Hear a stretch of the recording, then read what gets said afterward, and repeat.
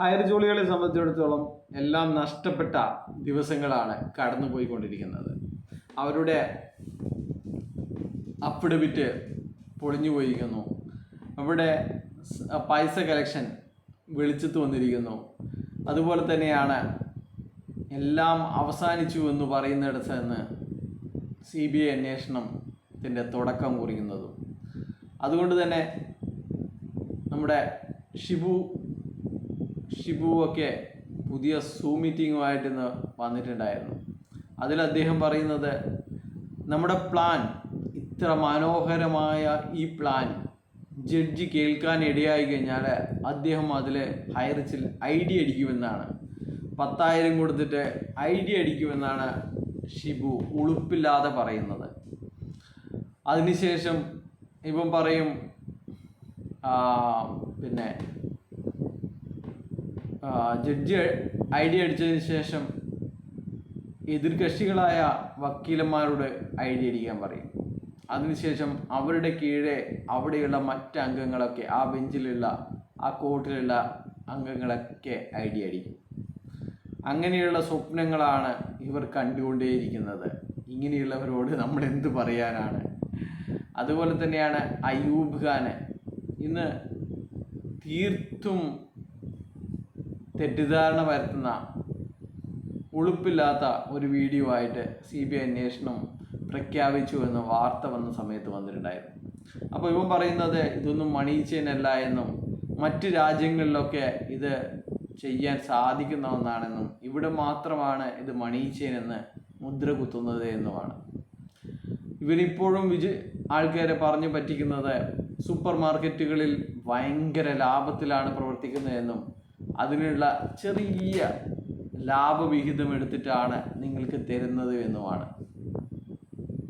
എത്രമാത്രം ലാഭം കൊടുക്കാൻ എന്ത് ബിസിനസ്സാണ് എന്ന് എല്ലാ ജഡ്ജിമാരും ഇവരോട് ചോദിക്കുന്ന ഒരു കാര്യമാണ്. പക്ഷേ അപ്പോഴൊന്നും ഇവർക്ക് അതിന് മറുപടി ഉണ്ടായിരുന്നില്ല എന്നതാണ് സത്യം. What is your business plan എന്ന് ചോദിച്ചതിന് ശേഷം ആ വക്കീലെ ആ കോടതിയിൽ കണ്ടിട്ടില്ല എന്നതാണ് നമുക്കെല്ലാം അറിയുന്നത്. അപ്പോൾ അത് പറയാൻ പറ്റാത്തൊരു സംഭവമാണ്.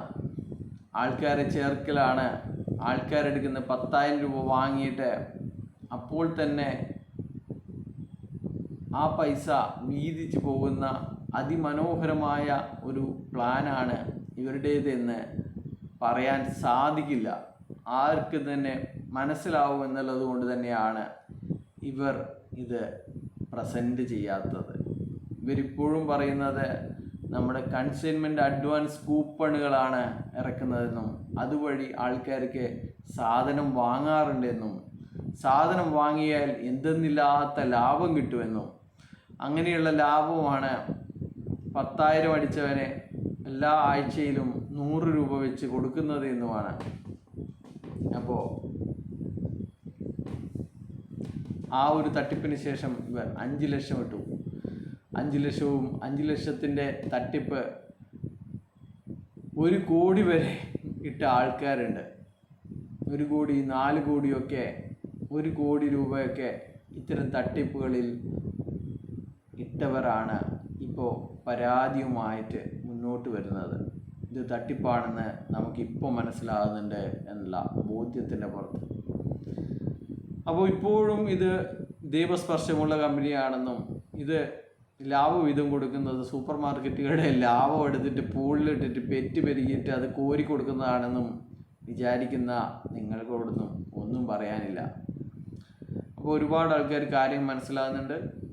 അപ്പോൾ നിങ്ങളിങ്ങനെ കള്ളത്തരം പറയുന്നിടത്തോളം കാലം നമ്മൾക്കും അതിനെ പൊളിച്ചുകൊണ്ടേയിരിക്കേണ്ടി വരും. നിങ്ങളിങ്ങനെ ആൾക്കാരെ പർച്ചേസ് ചെയ്തു നടക്കുന്ന സമയത്ത് നമുക്കതൊക്കെ വെളിച്ചത്ത് കൊണ്ടുവരേണ്ടി വരും. നിങ്ങൾ കേസ് കൊടുക്കുന്നവരെ പിന്തിരിപ്പിക്കുമ്പോൾ നമുക്ക് അതിനെ പ്രതിരോധിക്കേണ്ടി വരും. കാരണം അവരുടെ പൈസ ലഭിക്കണമെന്ന് മാത്രമാണ് നമ്മുടെയൊക്കെ മനസ്സിലുള്ളത്.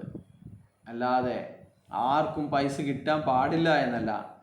പൈസ ഇട്ട പാവങ്ങൾക്കൊക്കെ അവരിട്ട പൈസ തിരിച്ചു കിട്ടട്ടെ.